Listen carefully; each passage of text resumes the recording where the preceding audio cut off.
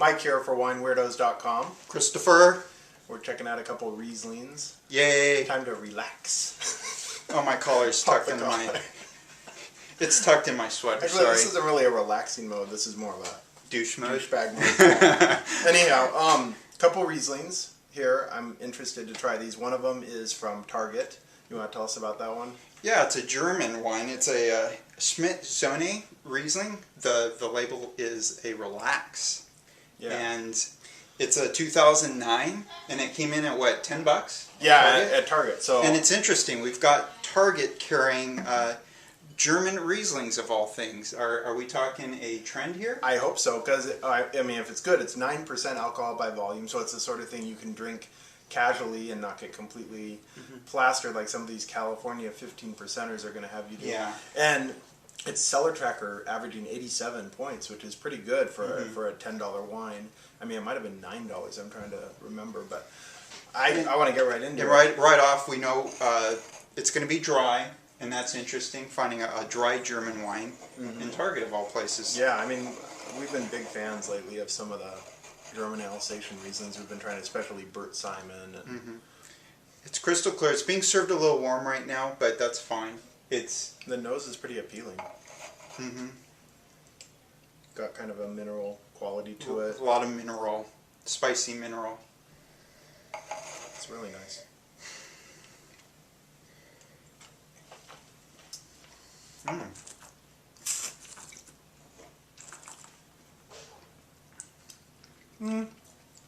It's good. Actually, it's pretty good. The finish impressed me. I thought the finish was going to go flat. The mid palate kind of is surprising because you expect the finish to go flat, but the finish actually comes to life. It has a mid palate that dips, but there's pretty good fruit content here too. I mean, it's pretty beefy on the fruit. It's pretty medium to heavy bodied actually. It's quite viscous, and I'm actually getting a little frizz in the late finish. I mean, it's basically pretty. It's like an apple bomb. There's a lot of apple. Yeah, but there's maybe a little more, maybe a little bit of apricot or something, some honey.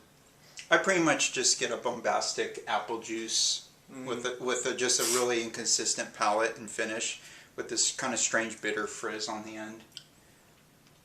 I like that. I think 87's right about there for me, actually. Yeah, I think it's showing structure. This could be a great wine to pair with the various, nouveau foods out there. And I think it's actually a pretty decent showing for Target. I think people are going to probably enjoy this. Yeah, I'm a fan. I think this is actually really pretty good. I bought it sort of as a joke, thinking, look at this, his hilariously silly label, and maybe this will be something funny, but I think it's actually showing pretty well.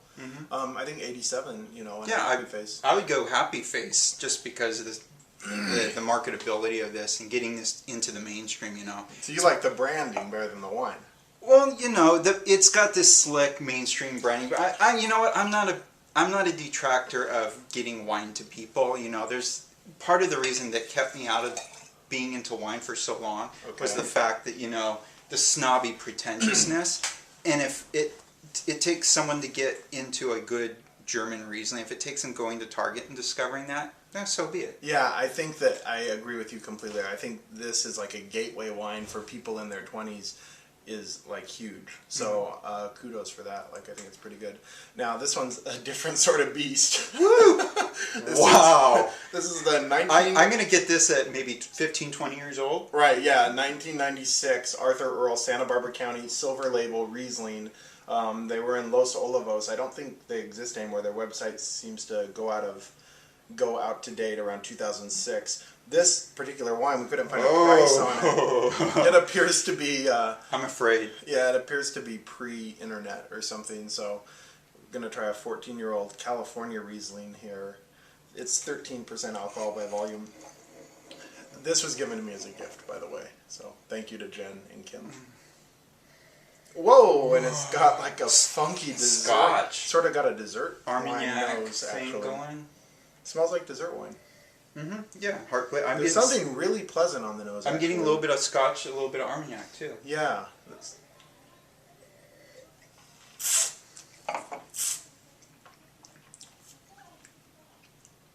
Flat dessert wine. Yeah. Way shot and past its time, but not undrinkable. I get a glass bottled, single serve beverage bottle of apple juice that's been sitting out in the sun for 2 years. That's what I get. Yeah.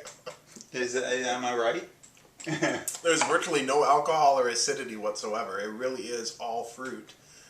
I mean, and there's quite a bit of honey. Like, I'm getting huge amounts of like that clover honey that you can get at Trader Joe's, like on the finish. Cloves. I mean, if you just served this as a dessert wine and didn't tell anyone, like, they go, whoopee, yeah, this is good. Yeah, really. I mean, and then they would act drunk, probably not even getting anything off of it. It also reminds me of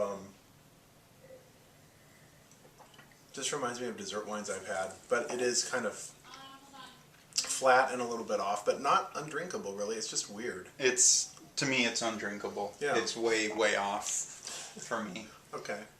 I mean, was it even right to give this a score? I'm glad I'm trying it. I mean, judging its vintage and where it's coming from, we don't even know about this wine. Right. I'm glad I did it.